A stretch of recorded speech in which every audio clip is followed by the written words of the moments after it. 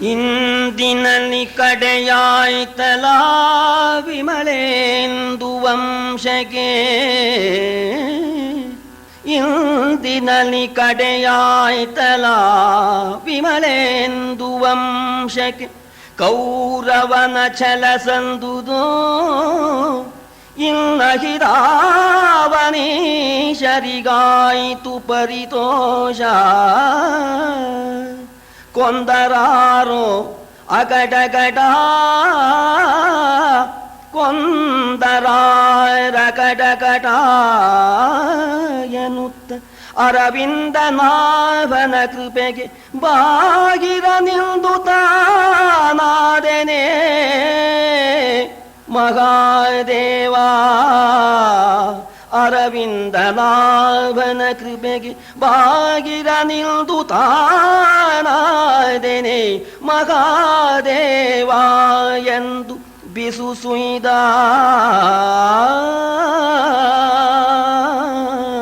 ಪವಿತ್ರವಾದ ಚಂದ್ರವಂಶ ಇಂದಿಗೆ ಮುಕ್ತಾಯವಾಯಿತು ಅಂತ ಹೇಳ್ತಾ ಇದ್ದಾನೆ. ದುರ್ಯೋಧನ ನಿನ್ನ ಇಷ್ಟಾರ್ಥ ನೆರವೇರ್ತೇನಪ್ಪ ಅಂತ ಸಂಕಟ ಪಡ್ತಾ ಇದ್ದಾನೆ. ಶತ್ರು ರಾಜರಿಗೆ ನಮ್ಮ ಈ ದುಸ್ಥಿತಿ ನೋಡಿ ತುಂಬಾ ಸಂತೋಷವಾಗತ್ತೆ.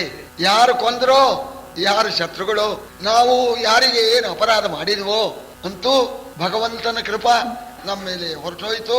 ಶಿವ ಅದರಿಂದ ನಮಗೆ ಈ ದುಸ್ಥಿತಿ ಉಂಟಾಯಿತು ಅಂತ ಹೇಳಿ ಧರ್ಮರಾಜ ಆ ತಮ್ಮಂದರ ಆ ಗುಣಗಳನ್ನು ಕೂಡ ಹೇಳ್ತಾ, ಭೀಮಾ ಏನಪ್ಪ ಹೋಗ್ಬಿಟ್ಟೇನೋ, ಹೋಗೋದಕ್ಕೇನಪ್ಪ ಕಾರಣ? ಭೀಮಾ ನಿನ್ನ ಗುಣ ಸಾಮಾನ್ಯವೇನಪ್ಪ, ನಿನ್ನ ಸಾಮರ್ಥ್ಯ ಸಾಮಾನ್ಯವೇನಪ್ಪ ಅಂತ ಹೇಳಿ ಪ್ರತಿಯೊಬ್ಬರ ಗುಣಗಳನ್ನು ವರ್ಣನೆ ಮಾಡಿಕೊಂಡು ಧರ್ಮರಾಜ ಹೇಳ್ತಾ ಇದ್ದ. ಹೋಗಲಿ, ಬಾಕಿಯವರು ಸುಳ್ಳು ಹೇಳ್ಬಹುದು, ದೇವರು ಕೂಡ ಸುಳ್ಳು ಹೇಳ್ತಾರೆಯೇ. ಅರ್ಜುನ, ನೀನು ಹುಟ್ಟಿದಾಗ ಆ ಶರೀರವಾಣಿ ಆಯ್ತಂತಪ್ಪ, ನೀನು ಭೂಲೋಕವನ್ನೆಲ್ಲ ಜಯಿಸ್ತೀಯ ನೀನು ಅಂತ ಹೇಳಿ, ಮಹಾನುಭಾವನಾಗ್ತೀಯ ಅಂತ ಹೇಳಿ ಅಶರೀರವಾಣಿ ಆಯಿತು ಅಂತ ನಮ್ಮ ತಂದೆ ತಾಯಿ ಹೇಳ್ತಾ ಇದ್ರು. ಆ ದೇವರು ಹೇಳ್ತಕ್ಕಂಥ ಮಾತು ಕೂಡ ಸುಳ್ಳಾಗಿಬಿಡುತ್ತೆ ಅಂತ ಹೇಳಿ ಆ ನಕಲು ಸಹದೇವರನ್ನು ನೋಡಿಕೊಂಡು ನಿಮ್ಮಮ್ಮ ಒಪ್ಪಿಸಿದ್ಲು. ಭೀಮಾರ್ಜುನರ ಹಾಗೆ ನೋಡ್ಕೋ ಅಂತಂದಿದ್ಲು. ಅಪ್ಪ ಕವಿಬಿಟ್ರೇನೋ ಅಂತ ಒಬ್ಬೊಬ್ಬರ ಗುಣಗಳನ್ನು ಹೇಳಿಕೊಂಡು ಧರ್ಮರಾಜ ಅಳ್ತಾ ಇದ್ದಾನೆ. ಹರ ಹರಾಯ ಶಂಕರ ಕೃಪಾಕರ, ಹರ ಹರಾಯ ಶಂಕರ ಕೃಪಾಕರ, ಪೊರೆಯೋ ಪುರಹರ ಆವತೆರದಿನ್ ತೊರೆಬೆ ನೊಡಲಿದನು, ಆವತೆರದಿಂ ತೊರೆಬೆ ನೊಡಲಿದನು ಅಕಟಕಟ ಶ್ರೀಕಾಂತ ಮುರವೈರಿ. ಗರುಡವಾಗನ ಕಮಲಲೋಚನ, ಗರುಡವಾಗನ ಕಮಲಲೋಚನ, ಧರೆಗೆ ಹೊರೆಯಾದ ಎನ್ನ ತನುವನು ಇರದೆ ಬಿಸುಡುವ ತೆರನ ಕೃಪೆ ಮಾಡೋ. ಧರೆಗೆ ಹೊರೆಯಾದ ಈ ಎನ್ನ ತನುವನು ಇರದೆ ಬಿಸುಡುವ ತೆರನ ಕೃಪೆ ಮಾಡೆಂದನಾಭುವ.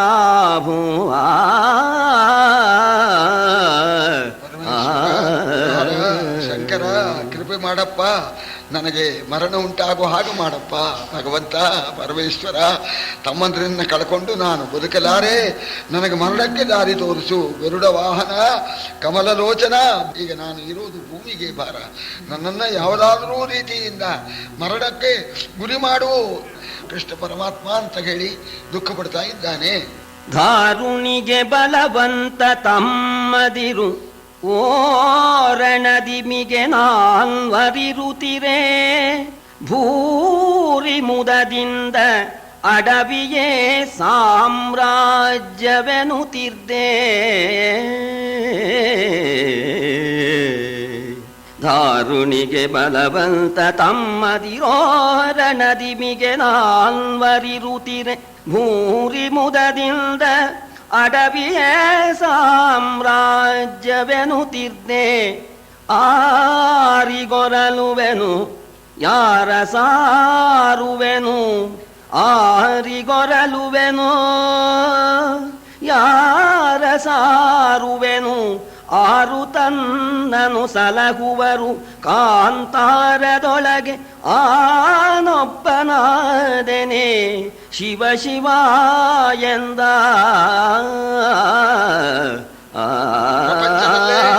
ನನ್ನ ತಮ್ಮಂದಿರಂತ ಬಲಿಷ್ಠರು ಇಲ್ಲ ಅಂತ ಪ್ರಪಂಚಕ್ಕೆ ಪ್ರಖ್ಯಾತರಾಗಿರ್ತಕ್ಕಂತಹ ತಮ್ಮಂದರು, ಇಂಥ 4 ಜನ ತಮ್ಮಂದರು ಇರೋ ಕಾಲಕ್ಕೆ ಈ ಅಡವಿಯೇ ಸಾಮ್ರಾಜ್ಯ ಅಂತ ಭಾವಿಸಿದ್ದೆ. ಅಂತಹ ತಮ್ಮಂದರು ಹೋಗ್ಬಿಟ್ರು. ಯಾರಿಗೆ ಹೇಳಿ, ಯಾರಿಗೆ ಬೇಡ್ಕೊಳ್ಳಿ, ಯಾರು ನಮ್ಮನ್ನ ಕಾಪಾಡ್ತಕ್ಕವರು, ಒಬ್ಬಂಟಿಗನಾಗ್ಬಿಟ್ನಲ್ಲ ಅಂತ ಹೇಳಿ ದುಃಖ ಪಡ್ತಾ ಇದ್ದಾನೆ. ತೊರೆದಿರೇ ತಮ್ಮದಿರ ತನ್ನನು ಮರೆದಿರೇ ಸುಕುಮಾರರಿರ. ತೊರೆದಿರೇ ತಮ್ಮದಿರ ತನ್ನನು ಮರೆದಿರೇ ಸುಕುಮಾರರಿರ. ಮೈ ಮರೆದಿರೇ ತಾ ಮಾಡಿದವ ಗುಣದ ಅಖಿಳರಾಯಸವ ನೆರೆಯ ತಾಳುದ. ನಿಮ್ಮ ಬನ ಬೇಸರಿಕೆಯಾದುದೇ, ನಿಮ್ಮ ಮನವೇ ಸರಿಕೆಯಾದುದೇ. ಯಾವ ತೆರದಿಂದ ಉರುವ ಪ್ರಾಣವ ತೊರೆದಿರಿ, ಯಾವ ತೆರದಿಂದುರುವ ಪ್ರಾಣವ ತೊರೆದಿರಿ ಎಂದನು ದೆಸೆಗೆ ಬಾಯ್ಬಿಡುದ.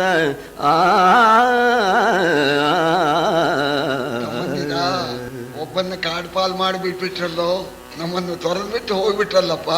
ಎಲ್ಲೋ ಹೋಗ್ಬಿಟ್ರಪ್ಪ, ಬರೋದಿಲ್ವೇನಪ್ಪ ನೀವು? ಯಾರನ್ನ ತಮ್ಮ ಅಂತ ಕರೀಲಪ್ಪ ನಾನು. ಸುಕುಮಾರರಿರ ಮೈ ಮರೆತು ಮಲಗಿಬಿಟ್ರಲ್ಲೋ, ಸತ್ತೋಗ್ಬಿಟ್ರಲ್ಲಪ್ಪ. ಇಷ್ಟಕ್ಕೂ ಸಹಿಸೋಕ್ಕಾಗದೇನೆ ಅಣ್ಣನ ಜೊತೆಯಲ್ಲಿ ಇದ್ರೆ ಬಚಾವಣೆ ಇಲ್ಲ, ಆಯಾಸ ಕಷ್ಟ ಅಂತ ಹೇಳಿ ಆ ಆಯಾಸಕ್ಕೆ ಬೇಸತ್ತು ಸತ್ತೋಗ್ಬಿಟ್ರೇನಪ್ಪ.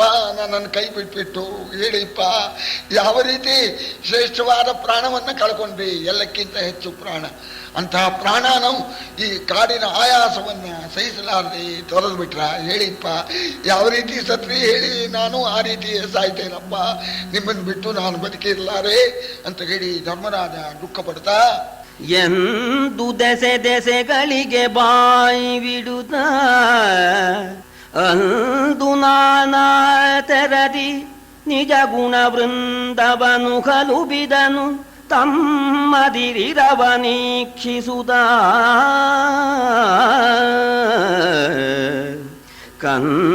ಕಂದರಿರವನು ಕಾಣೆನೆ, ಕಂದರಿರವನು ಕಾಣೆನೆ ಹಾ ಎಂದು ಢಗೆಯವಗಡಿಸನು. ಆ ಕ್ಷಣ ನಿಂತು ನೋಡಿದ ಕೊಳದ ಜಲವನು ಭೂಪನಳವಳಿದು. ದುಃಖಪಟ್ಟಿದ್ದಾನೆ. ದಿಕ್ಕುಗಳೆಲ್ಲ ದುಃಖ ಪಡುತ್ತೋ ಅನ್ನೋ ಹಾಗೆ ಆ ರೀತಿ ದುಃಖಪಟ್ಟಿದ್ದಾನೆ.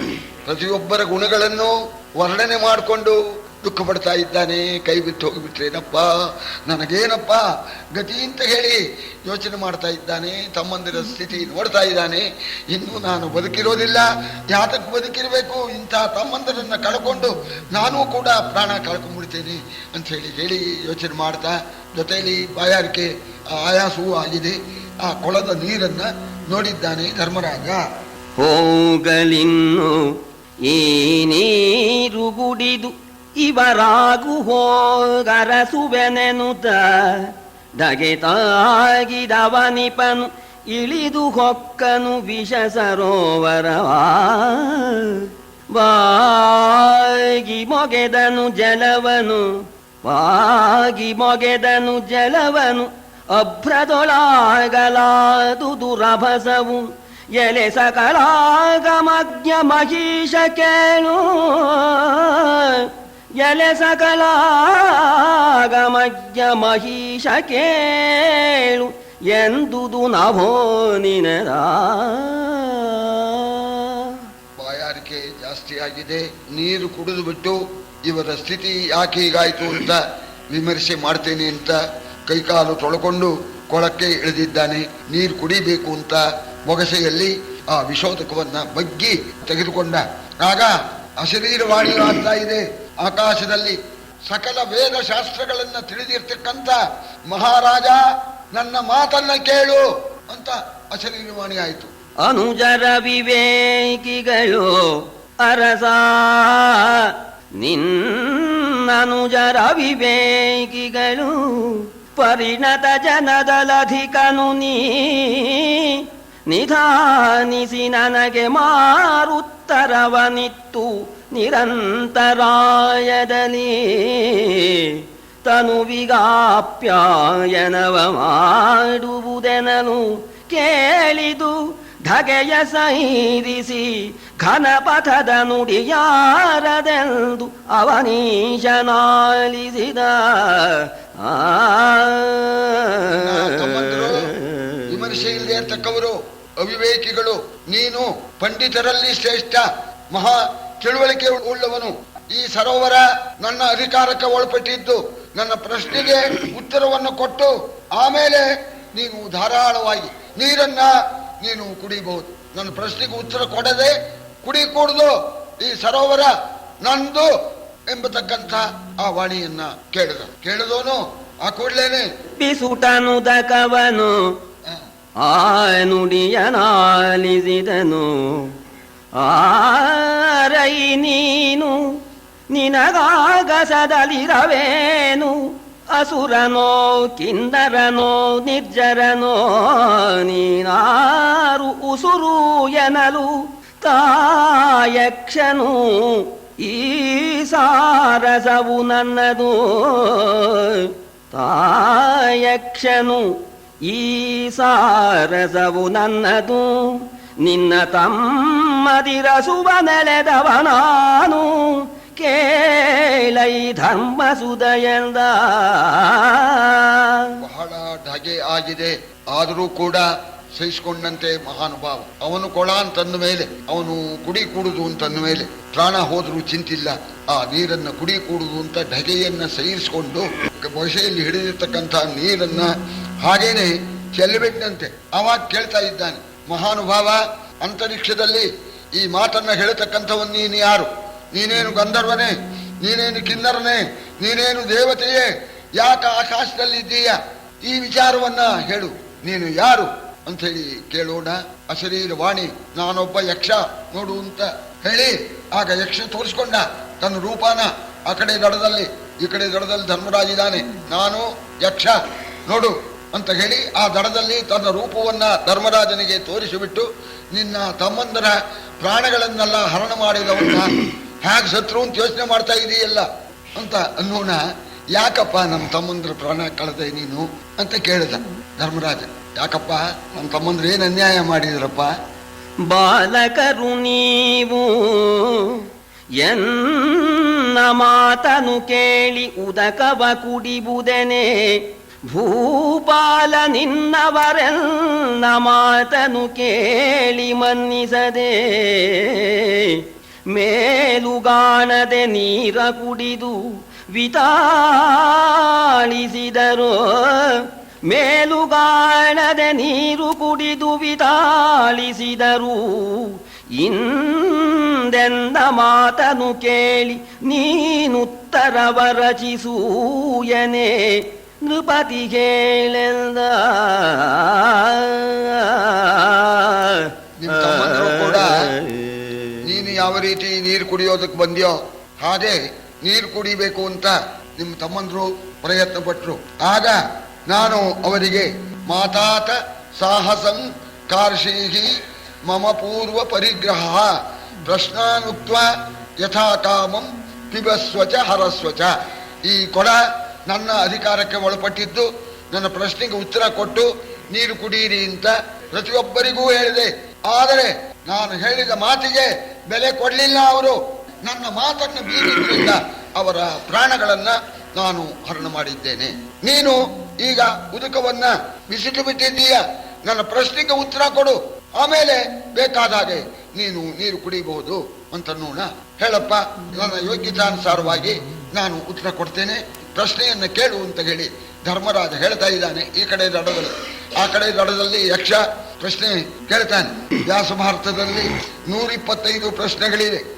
ಇಲ್ಲಿ ನಮ್ಮ ಕುಮಾರವ್ಯಾಸ 20 ಪ್ರಶ್ನೆಗಳನ್ನ ತೆಗೆದುಕೊಂಡು ಈ ಯಕ್ಷ ಪ್ರಶ್ನೆನ ವಿಮರ್ಶೆ ಮಾಡಿದ್ದಾನೆ. ಮೊದಲನೇ ಪ್ರಶ್ನೆ ಏನು ಅಂದ್ರೆ ಅದನ್ನ ವ್ಯಾಸಮಾರ್ತದ್ದು ಹೇಳ್ತೇನೆ. ಧರ್ಮಶ್ಚ ಅರ್ಥಶ್ಚ ಕಾಮಶ್ಚ ಪರಸ್ಪರ ವಿರೋಧಿನಃ. ಇದೊಂದು ಸಮಸ್ಯೆ. ಧರ್ಮ, ಅರ್ಥ, ಕಾಮ, ಈ ಮೂರು ಇಹಲೋಕಕ್ಕೆ ನಮಗೆ ಬೇಕಾಗಿರ್ತಕ್ಕಂಥದ್ದು ಧರ್ಮಾರ್ಥ ಕಾಮಗಳು. ಇದಕ್ಕೆ ತ್ರಿವರ್ಗ ಅಂತ ಹೆಸರು. ತ್ರಿವರ್ಗೋ ಧರ್ಮ ಕಾಮಾರ್ಥೈ ಚತುರ್ವರ್ಗ ಸಮೋಕ್ಷಕೈ ಅಂತ. ಮೋಕ್ಷ ಕೊನೆಯದು, ಅದು ನಿವೃತ್ತಿ ಮಾರ್ಗದ್ದು. ಪ್ರವೃತ್ತಿ ಮಾರ್ಗಕ್ಕೆ ಬೇಕಾಗಿರ್ತಕ್ಕಂಥದ್ದು ಮೂರು ಪುರುಷಾರ್ಥಗಳು. ಇಲ್ಲದೇ ನಿರ್ವಾಹ ಮಾಡೋಕೆ ಆಗೋಲ್ಲ. ಧರ್ಮಶ್ಚ ಅರ್ಥಶ್ಚ ಕಾಮಶ್ಚ, ಈ ಮೂರು ಪರಸ್ಪರ ವಿರೋಧಿನಃ ಅಂತ. ಪರಸ್ಪರ ವಿರೋಧಿಗಳು. ಒಂದಕ್ಕೆ ಕಂಡ್ರೆ ಒಂದಕ್ಕಾಗೋಲ್ಲ. ಅರ್ಥಕ್ಕೆ ಧರ್ಮ ಕಂಡ್ರೆ ಆಗೋಲ್ಲ. ಯಾಕೆಂದ್ರೆ ಧರ್ಮದಿಂದ ಸಂಪಾದನೆ ಮಾಡು ಅಂದ್ರೆ ಸಂಪಾದನೆ ಆಗೋಲ್ಲ, ಬಿಡೋ ಅಂದ್ಬಿಡ್ತಾರೆ. ಹಾಗೆ ಈ ಕಾಮಕ್ಕಾಗಿ ಖರ್ಚು ಮಾಡಿದ್ರೆ ದುಡ್ಡು ಹೋಗ್ಬಿಡುತ್ತಲ್ಲ, ಅಲ್ಲಿಯೂ ವಿರೋಧ. ಕಾಮಕ್ಕೆ ಅರ್ಥ ಬೇಕು, ಧರ್ಮಕ್ಕೂ ಅರ್ಥ ಬೇಕು. ನಡುವೆ ಹೇಗಿಟ್ಟಿದ್ದಾರೆ? ಧರ್ಮಾರ್ಥ ಕಾಮ ಮೋಕ್ಷ. ನಡುವೆ ಇರ್ತಕ್ಕಂಥದ್ದು ಅರ್ಥ, ಆಮೇಲೆ ಕಾಮ, ಮೊದಲೇ ಧರ್ಮ. ಧರ್ಮಕ್ಕೂ ಅರ್ಥ ಬೇಕು, ಕಾಮಕ್ಕೂ ಅರ್ಥ ಬೇಕು. ಯಾವುದೋ ಅತಿ ಆಗಬಾರ್ದು. ಪರಸ್ಪರ ವಿರೋಧಿಗಳು. ಇದನ್ನು ಸಮಸ್ಯೆ. ಏಷ ನಿತ್ಯ ವಿರುದ್ಧಾನ ಕಥಂ ಏಕತ್ರ ಸಂಗಮ. ಮೂರೂ ಬೇಕು. ಮೂರೂ ಇಲ್ಲದೆ ಗೃಹಸ್ಥ ನಿರ್ವಾಹ ಮಾಡೋಕೆ ಆಗೋಲ್ಲ. ಈ ಏಕತ್ರ ಸಂಗಮ, ಪರಸ್ಪರ ಬಡಿದಾಡತಕ್ಕಂಥ ಈ ಮೂರನ್ನು ಸೇರಿಸ್ತಕ್ಕಂಥ ಕ್ರಮ ಹೇಗೆ ಅಂತ ಪ್ರಶ್ನೆ ಕೇಳಿದ. ಮುಖ್ಯವಾದ ಪ್ರಶ್ನೆ. ಅದಕ್ಕೆ ಧರ್ಮರಾಜ ಹೇಳ್ತಾನೆ, ಯದಾ ಧರ್ಮಶ್ಚ ಭಾರ್ಯಾಚ ಪರಸ್ಪರ ವಶಾನುಗೌ ತದಾ ಧರ್ಮಾರ್ಥ ಕಾಮಾನ ತ್ರಯಾಣಮಪಿ ಸಂಗಮ. ಧರ್ಮಪತ್ನಿ ಅಂತ ಅದಕ್ಕೆ ಹೇಳೋದು. ಧರ್ಮ ಹೆಂಡತಿ ಅವರು ಅನ್ಯೋನ್ಯವಾಗಿ ಬಿಟ್ರೆ ಈ ಮೂರಕ್ಕೂ ಕೂಡ ಸಮನ್ವಯ ಬರುತ್ತೆ ಅಂತ. ಹೆಂಡತಿ ಧರ್ಮ ಅದು ಎರಡೂ ಸೇರ್ಕೋಬೇಕು, ಆವಾಗ ಈ ಮೂರು ತಾನೇ ಬರುತ್ತೆ ಅಂತ. ಆ ಹೆಂಡತಿ ಧರ್ಮ ಬಿಟ್ಬಿಟ್ರೆ ಎಲ್ಲ ಗೋವಿಂದ. ಅದಕ್ಕೆ ಧರ್ಮಪತ್ನಿ ಅಂತ ಹೇಳೋದು. ವಾಸ್ತವವಾಗೂ ಅವರಿಂದ ಧರ್ಮ ನಿಂತಿರೋದು. ಇವನು ಏನೇ ಮಾಡ್ಲಿ ಅವರು ಬಿಡೋದಿಲ್ಲ. ಸಂಪ್ರದಾಯ ಇಂಥ ವ್ರತ ಹಾಗೇ ತೀರ್ಬೇಕು, ಈ ರೀತಿ ಆಗ್ಬೇಕು, ಪೂರ್ವದವ್ರು ಮಾಡಿದ್ರು, ಬಿಡೋದಿಲ್ಲ ಅವರು. ಧರ್ಮ ಹಿಡ್ಕೊಂಡ್ಬಿಡ್ತಾರೆ ಅವರು. ಇವ ಆಗ್ಲಿ ಬಿಡ್ತಾನೆ. ಅದರಿಂದ ಆ ಧರ್ಮಪತ್ನಿ ಅಂತಲೇ ಹೆಸರು ಅವಳಿಗೆ. ಅದಕ್ಕೋಸ್ಕರವೇ ಹೇಳ್ತಾರೆ, ಗೃಹೇ ಭಾರ್ಯಾ ಮಿತ್ರಂ ಗೃಹೇ ಸತಃ. ಮನೆಯಲ್ಲಿರೋನಿಗೆ ಸ್ನೇಹಿತರು ಯಾರು ಅಂತ ಒಂದು ಪ್ರಶ್ನೆ ಹಿಂದೆ ಕೇಳ್ತಾನೆ ಮುಂದೆ. ಭಾರ್ಯಾ ಮಿತ್ರಂ ಗೃಹೇ ಸತಃ, ಮನೆಯಲ್ಲಿ ಇರ್ತಕ್ಕವನಿಗೆ ಹೆಂಡತಿಯೇ ಮಿತ್ರಳು ಅಂತ. ಈ ಪ್ರಕಾರವಾಗಿ ನಾವು ಧರ್ಮಕ್ಕೆ ಬೆಲೆ ಕೊಡಬೇಕು. ಆ ಧರ್ಮಕ್ಕೆ ಹಾನಿ ಆಗದಂತೇನೆ ಅರ್ಥಕಾಮಗಳನ್ನು ಅನುಭವಿಸಬೇಕು ಅಂತ. ಇದಕ್ಕೆ ಹೆಂಡತಿ ಅನುಕೂಲಗಳಾಗ್ಬಿಟ್ರೆ ಆವಾಗ ಈ ಧರ್ಮಾರ್ಥ ಕಾಮಗಳು ಪರಸ್ಪರ ವಿರೋಧ ಆಗೋಲ್ಲ ಅಂತ. ನಾವೇನೋ ಸಂಕಲ್ಪ ಹಾಗೇ ಮಾಡ್ತೇವೆ. ಯಾವುದೊಂದು ಕರ್ಮ ಮಾಡಿದ್ರೂ ಕೂಡ ಧರ್ಮಾರ್ಥ ಕಾಮ ಮೋಕ್ಷ ಚತುರ್ವಿಧ ಫಲಪುರುಷಾರ್ಥ ಸಿದ್ಧ್ಯರ್ಥಂ ಅಂತ ನಾವು ಸಂಕಲ್ಪ ಮಾಡ್ತೇವೆ. ಆದರೆ ಧರ್ಮಕ್ಕೆ ಹೆಚ್ಚಿಗೆ ಬೆಲೆ ಕೊಡೋದಿಲ್ಲ. ಧರ್ಮಕ್ಕೆ ಹೆಚ್ಚಿಗೆ ಬೆಲೆ ಕೊಡಬೇಕು. ಧರ್ಮದಿಂದ ಅರ್ಥಕಾಮಗಳು ತಾನೇ ಬರುತ್ತೆ ಅಂತೇಳಿ ಹೇಳ್ತಾರೆ. ಈ ರೀತಿಯಾಗಿ ಪ್ರಶ್ನೆಗೆ ಜವಾಬು ಕೊಟ್ಟ. ಯಕ್ಷನಿಗೆ ಸಂತೋಷವಾಯಿತು. ಆಮೇಲೆ ಮತ್ತೆ ಕೇಳ್ತಾನೆ, ಜಲನಿಧಿಗೆ ಸರಿ ಸರಸಿ ಯಾವುದೋ ನೆಲಕ್ಕೆ ಹಿತವನದಾರು ಮರ್ತ್ಯಾವಳಿಗೆ ಮಾತೆಯದಾರು ಸೂರ್ಯ ಪ್ರಭೆಗೆ ಸರಿಯೇನು ತಿಳುಕು ಧರ್ಮಜ ಸಕಲ ಧರ್ಮಾವಳಿಯ ಸಾರವನು ಎನಲು ಯಕ್ಷನ ಬಲುಮೆಗೆ ಅವನೀ ಪಾಲನತಿ ಪರಿತೋಷದಲ್ಲಿ ನುಡಿದ ಗಗನ ಬಬುಧಿಗೆ ಸರಿ ಸರೋವರ ಜಗಕ್ಕೆ ಹಿತವನು ಶಕ್ರ ಮನುಜಾದಿಗಳ ಮಾತಾ ರೂಪು ಗೋವುಗಳು ಇದು ನಿಧಾನ ಮತ ಬಗೆಯಲಗ್ಗದ ಸತ್ಯವೆಂಬುದು ಗಗನ ಮಣಿಗೆಣೆಯನಲು ಚಿತ್ತಕ್ಕೆ ಸೊಗಸಿ ತಲೆದೂಗಿದನು ಮಗುಳಿಂತೆಂದನ ಖಜರ